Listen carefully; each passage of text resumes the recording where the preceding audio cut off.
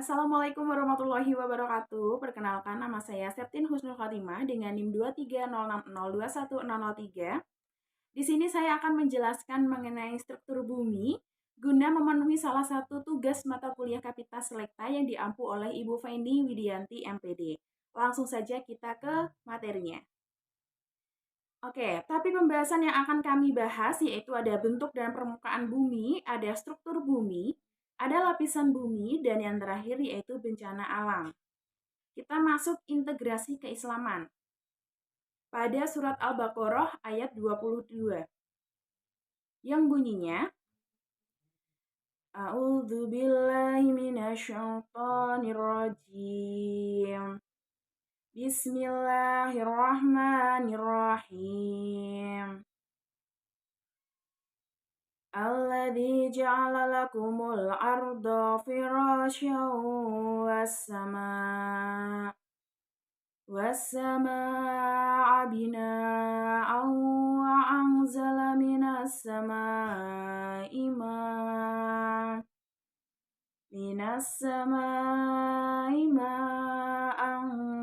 fa'araja bihi minas samarati rizqan lakum fala taj'alu lillahi andadan wa antum ta'lamun. Yang artinya, dialah yang menjadikan bumi sebagai hamparan bagimu dan langit sebagai atap, dan dia menurunkan air berupa hujan dari langit, lalu dia menghasilkan dengan hujan itu segala buah-buahan sebagai rezeki untukmu. Karena itu janganlah kamu mengadakan sekutu-sekutu bagi Allah, padahal kamu mengetahuinya. Nah, setelah kita mengetahui ayat ini, kita dapat menyimpulkan bahwasannya Allah telah menciptakan bumi untuk kita sebagai tempat tinggal ya. Dengan menurunkan air berupa hujan, berarti hujan itu merupakan sebuah rahmat ya bagi kita ya. Sehingga kita jangan sampai mengeluh ketika hujan itu tiba. Kemudian dengan adanya hujan, tumbuh-tumbuhan bisa subur. Kita bisa menikmati salah satu kenikmatannya yaitu buah-buahannya. Nah, jika sudah seperti ini, apakah kita bisa menyekutukan Allah? Jangan sampai ya, na'udzubillahi min dzalik. Kemudian ada integrasi keislaman yang kedua pada Quran Surat Al-Mulk ayat 15 yang bunyinya Bismillahirrahmanirrahim. والذي جعل لكم الأرض ذلولا فامشوا في مناكبها وكلوا من رزقه وإليه النشور. Yang artinya, dialah yang menjadikan bumi itu mudah dalam kurung dijelajahi. Bagi kamu, maka berjalanlah jelajahilah di segala penjurunya, dan makanlah sebagian dari rezekinya. Dan hanya kepadanya lah kamu itu kembali setelah dibangkitkan. Nah, pada ayat ini hampir sama dengan ayat sebelumnya, bahwasannya Allah itu juga menciptakan bumi untuk kita jelajahi. Silahkan kita jelajahi, kita boleh ya. Kita pergi ke tempat A, ke tempat B, ke tempat C. Lalu kita lihat betapa besarnya, betapa kemegahan Allah, kekuasaan Allah itu ada ya. Sehingga kita bisa bersyukur seperti itu. Karena apa? Karena nantinya kita akan kembali lagi kepada Allah ya. Langsung saja kita masuk materi yang pertama yaitu ada bentuk dan permukaan bumi. Nah, mungkin dari teman-teman bentuk bumi itu seperti apa? Apakah dia berupa hamparan? Apakah bumi itu bulat? Kita akan bahas pada materi kali ini. Nah, bumi itu merupakan tempat hidupnya manusia, hewan, dan tumbuhan. Jadi, dari banyaknya planet yang ada ya, ada Neptunus, Mars, Saturnus, Uranus, dan lain sebagainya, hanya bumilah yang bisa ditinggali oleh makhluk hidup. Nah, Allah menempatkan bumi ini sebagai planet ketiga dalam tata surya. Kemudian, teori bumi berbentuk bulat ini telah diperkenalkan oleh Pythagoras berdasarkan laporan pengamatan ekspedisi dan gerhana bulan pada abad ke-6 sebelum Masehi. Aristoteles pada tahun 330 sebelum Masehi dan Eratosthenes pada tahun ketiga sebelum Masehi. Ini juga memberikan bukti-bukti empiris bahwa bumi itu bulat. Nah, beberapa ilmuwan muslim juga menyatakan bahwa bumi berbentuk bulat. Ibnu Khaldun dalam kitabnya yang berjudul Muqaddimah menyatakan bahwa bumi berbentuk bulat seperti bola. Jadi, jika teman-teman masih menganggap bumi itu sebuah hamparan, itu sebuah kesalahan. Bumi itu bulat ya. Sampai pernah ada ilmuwan yang menjelaskan atau melakukan uji coba ya dari suatu lautan ya, dia keliling ya, dan dia tuh akhirnya kembali ke tempat itu. Berarti menyatakan bumi itu memang bulat. Jika seandainya bumi itu datar, tidak mungkin dia melakukan perjalanan kok bisa sampai ke sini lagi. Kalau dia mau ke tempat ini lagi, berarti dia harus putar balik. Maka teori bumi itu datar salah ya, bahwa bumi yang sebenarnya adalah bulat seperti bola. Lalu bagaimana permukaan bumi? Secara umum, geosfer merupakan lapisan bumi yang terletak pada permukaan atau di bawahnya, yang berpengaruh terhadap kehidupan di bumi baik secara langsung maupun tidak langsung.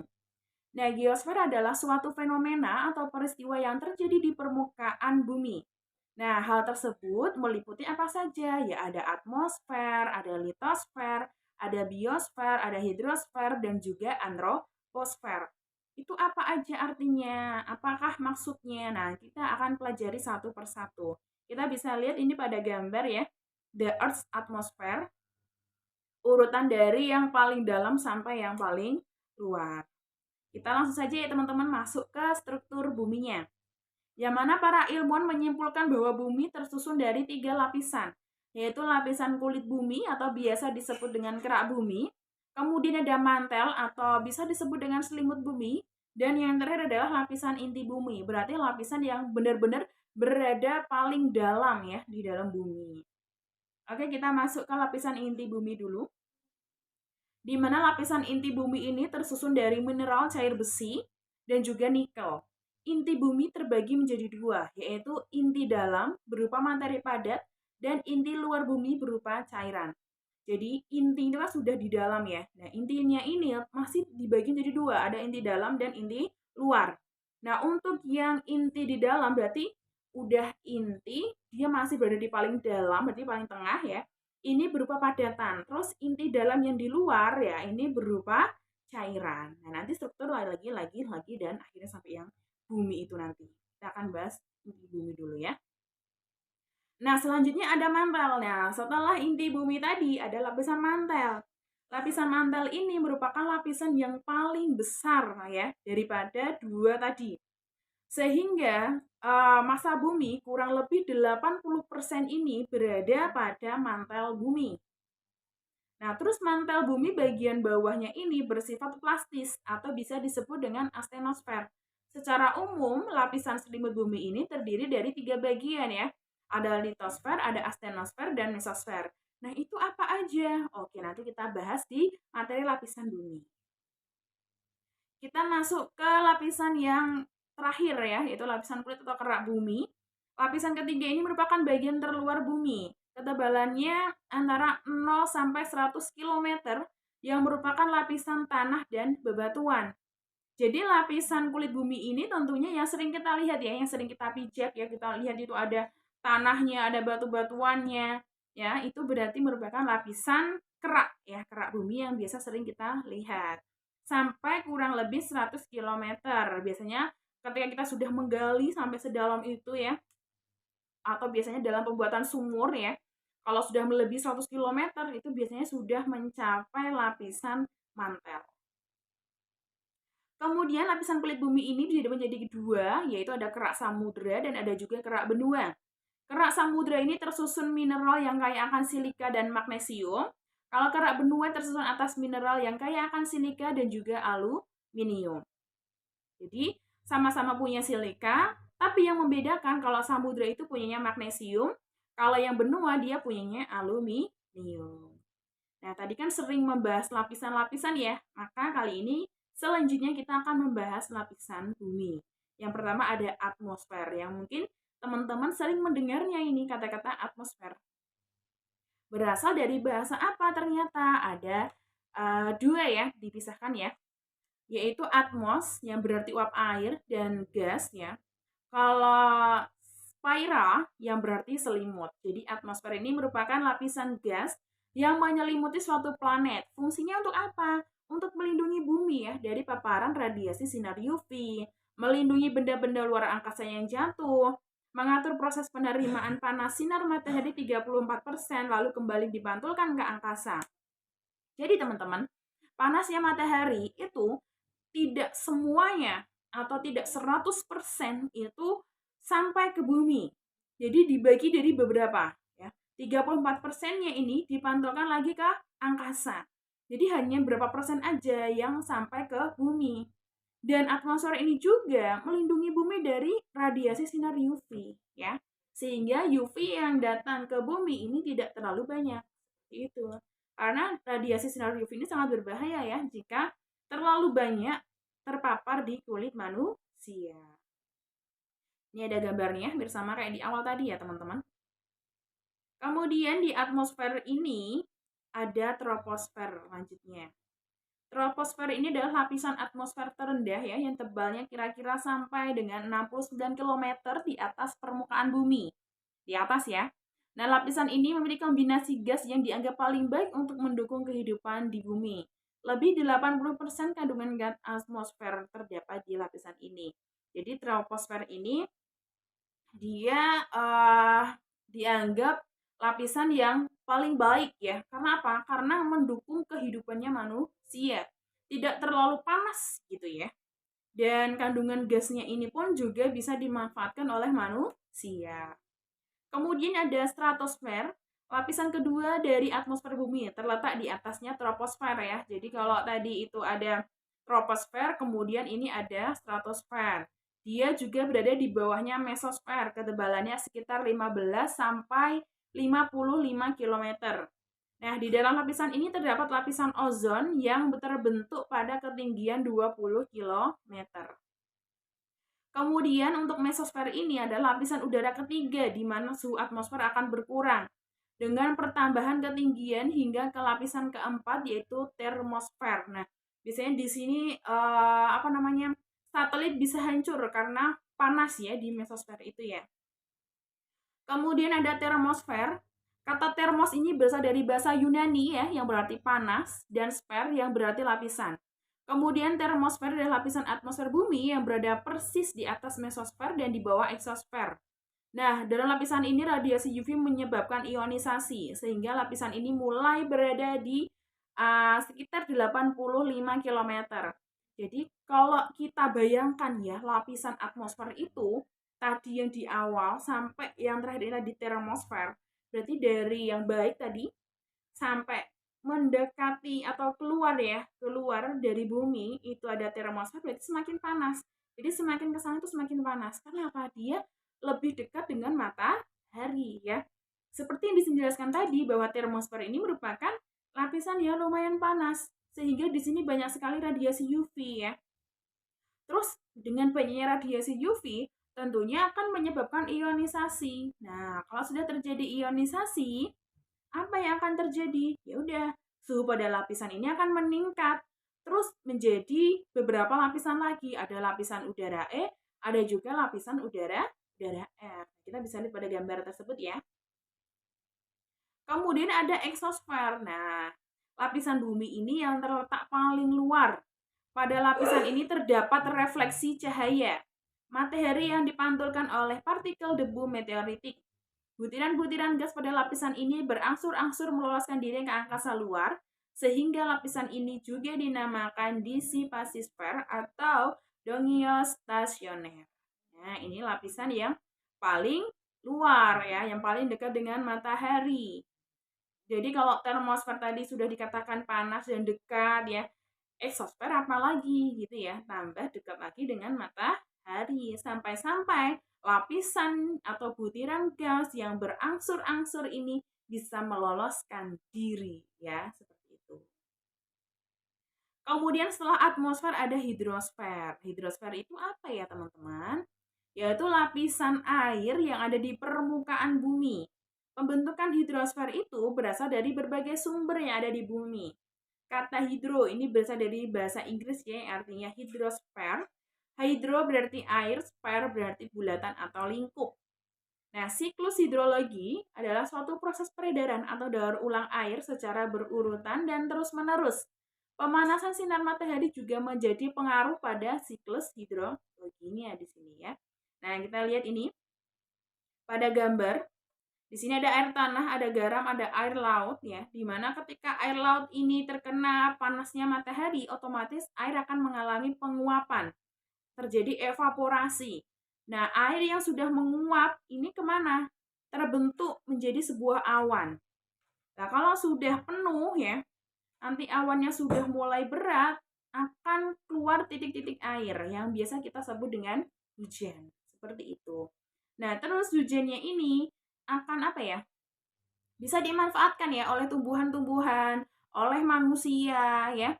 Untuk apa? Ya, misalkan kalau buat tumbuhan untuk proses fotosintesis, kemudian kalau manusia airnya ya bisa dimanfaatkan untuk mandi dan sebagainya, kan begitu. Untuk mengaliri sungai supaya tidak kekeringan dan masih banyak lagi manfaat air yang bisa digunakan.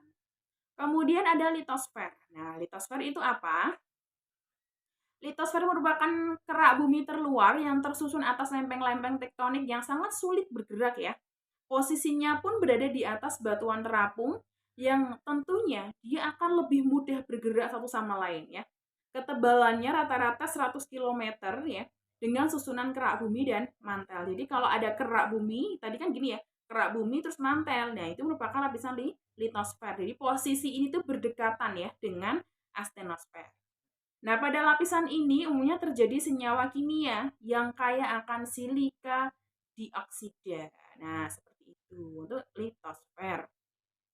Kemudian, litosfer ini juga berkaitan dengan teori tektonika lempeng yang berkembang pada awal tahun 1960 Masehi. Teori tektonika lempeng ini merupakan teori yang menjelaskan bahwa benua-benua yang ada di bumi ini dapat melakukan pergerakan atau perpindahan posisi. Oh, kok bisa ya dikatakan bahwa benua-benua ini mengalami pergerakan pergeseran? Ya ini karena adanya teori tektonika ini yang sudah berkembang pada tahun 1960 Masehi. Kemudian litosfer ini tersusun 3 massa material dari bahan dasar pembentukannya, seperti magma dengan berbagai proses yang berbeda-beda. Di sini sudah banyak yang disebutkan ya, ada batuan beku, ada batuan sedimen, dan juga ada batuan malihan. Terus manfaatnya litosfer itu apa? Kalau atmosfer tadi kan untuk itu ya, menangkap beberapa panasnya matahari, kemudian meteor yang mau datang ke bumi itu bisa kena panasnya sehingga terbakar ya.